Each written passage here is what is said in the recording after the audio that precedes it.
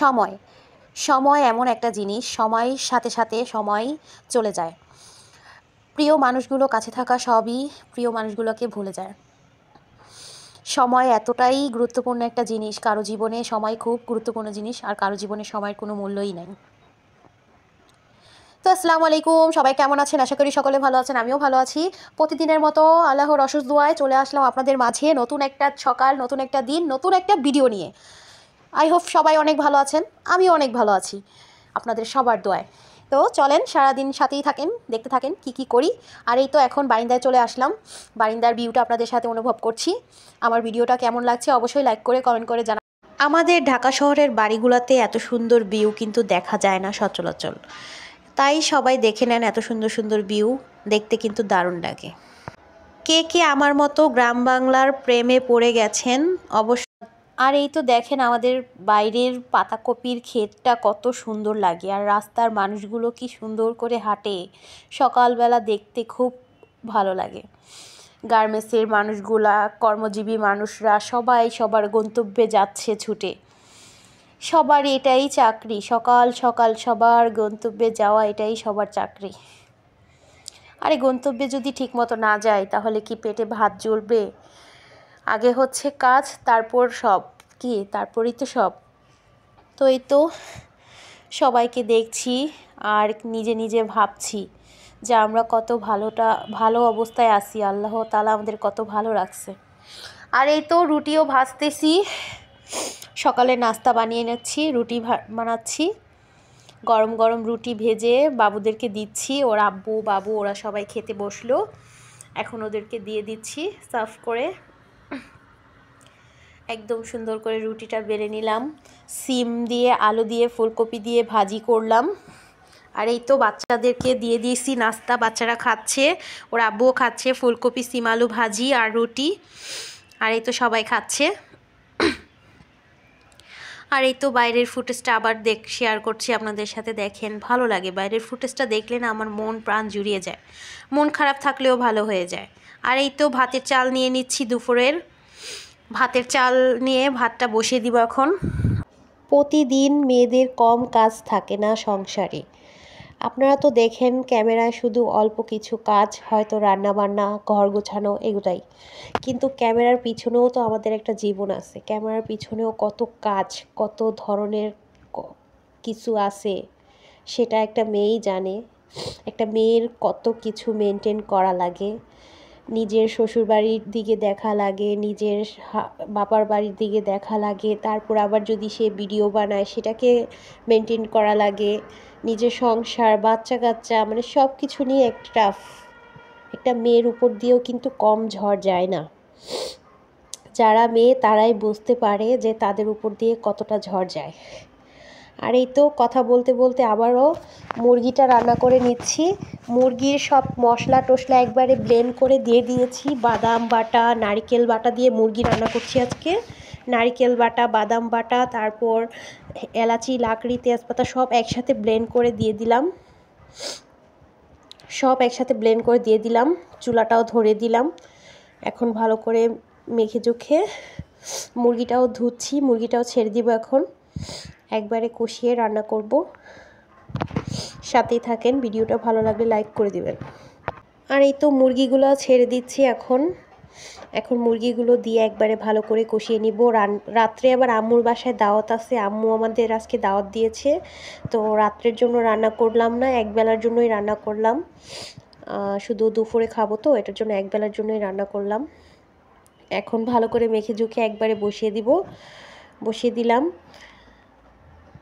সাথেই থাকেন, এটাতে একটু আলুও দিব, সাদা করে রান্না করব। বাচ্চারা ঝাল খেতে চায় না, এই কারণে আমি সবসময় নারকেল থাকলে বাসায় নারকেল বাদাম এগুলা দিয়ে মুরগি রান্না করলে খুব ভালো লাগে। এই তো আলু ছেড়ে দিচ্ছি এখন।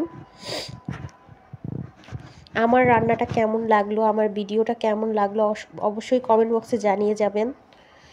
আর যে আপুরা ভিডিও দেখেন, যে ভাইয়ারা ভিডিও দেখেন, প্লিজ অন্যের ক্ষতি কেউ করবেন না, প্লিজ সম্পূর্ণ ভিডিওটা দেখার চেষ্টা করবেন, ভিডিও না দেখে কমেন্ট করবেন না প্লিজ আপু। সবাই ভিডিওটা দেখবেন।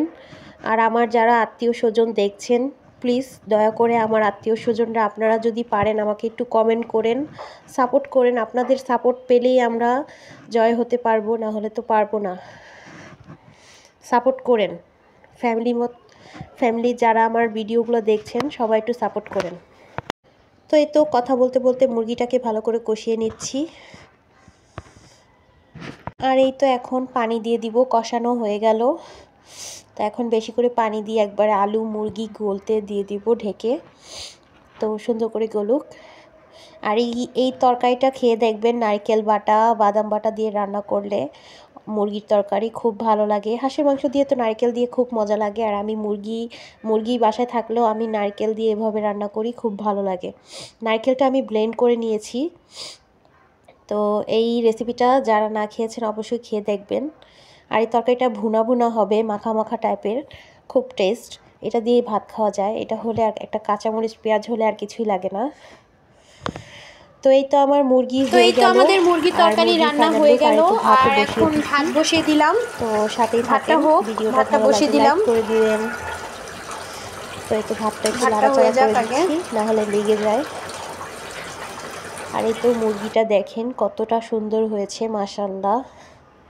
সবাই দোয়া করবেন সব সময় যাতে আমি এইভাবে মজা মজা রান্না করতে পারি। আল্লাহ তাআলা আমাদের সবাইকে তৌফিক দেক, এইভাবে সুন্দর করে রান্নার বা এইভাবে সুন্দর করে সুন্দর সুন্দর খাবার খাওয়ার সবাইকে তৌফিক দান করুক। আর এই তো শাকটাকে ধুয়ে নিচ্ছি এখন। শাকটাকে এখন ভালো করে ধুয়ে নিব। পালং শাক এনেছিল আপনাদের ভাইয়া কালকে। আপনার ভাইয়ার পালং শাকের তরকারি খুব পছন্দ, বা পালং শাকের ঝোল, পালং শাকের ভাজি, যেটাই বলেন না কেন সেটাই, মানে পালং শাক হলেই সিদ্ধ করে দিলেও সে খেয়ে নিতে পারবে।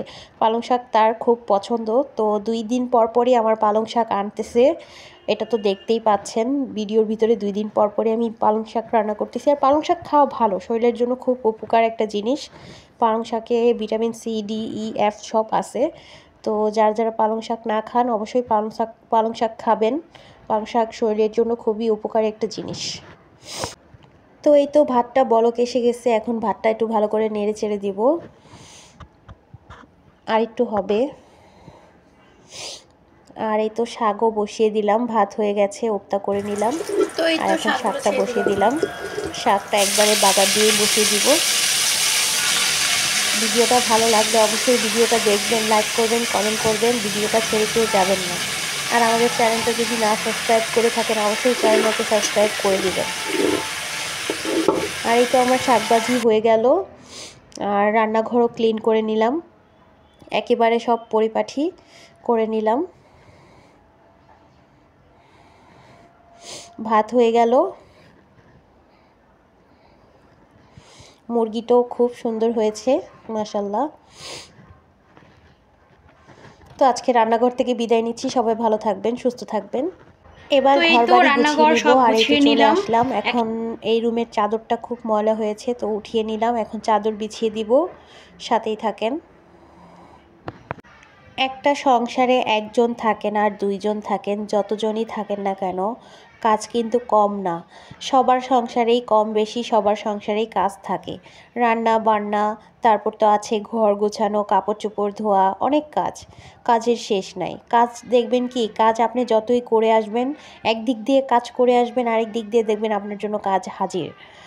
তো এই তো এখন রান্নাবান্না শেষ করলাম। এখন চাদর বিছিয়ে নিব। চাদর বিছিয়ে একবারে ঘরটর ঝাড় দিয়ে, তারপর তো আবার বুয়া খালা আসবে। বুয়া খালা এসে আবার বিকালে ঝাড়ু দিবে। বুয়া খালা আসে 4টার দিকে, 4টা না 3টার দিকে আসে বুয়া খালা। আর আমি এখন আমারটা আমি করে নিই। আমি এই তো সব সুন্দর করে গুছিয়ে নিলাম। আর এখন কাপড় চোপড় ভিজিয়ে দিব। হ্যাঁ, বিছানাটা গুছিয়ে ঘরটা ঝাড় দিয়ে একবারে কাপড় চোপড় ভিজিয়ে দিব। দেখতে দেখা যায় যে কাজ কিন্তু মেয়েদের নাই, কি কাজ, কিন্তু মেয়েদের কিন্তু অনেক কাজ। এই তো কম কাজ না। বিছানা গোছানো, রান্না বান্না, এক হাতে বাচ্চা সামলানো কম ঝামেলা না। একটা পরিবারে অনেক ঝামেলা। আর এই তো আমার বিছানা গোছানো হয়ে গেল কথা বলতে বলতে। পরিবারের বড় বউ হওয়াটাও কঠিন, পরিবারের বড় মেয়ে হওয়াটাও কঠিন। বড় বউ হলেও বড় বউর দায়িত্ব পালন করা লাগে, আর বড় মেয়ে হলেও বড় মেয়ের দায়িত্ব পালন করা লাগে। সব কিছুই কঠিন, কঠিন ছাড়া মানে এই জীবনটাই কঠিন, কঠিন ছাড়া কোনো কথা নাই, যেখানে তাকাবেন সেখানেই শুধু কাজ কঠিন কঠিন কঠিন। আর কি বলবো। আর এই তো বিছানাটা গোছানো হয়ে গেল। কেমন হলো আমার বিছানা গোছানো অবশ্যই কমেন্ট বক্সে জানাবেন।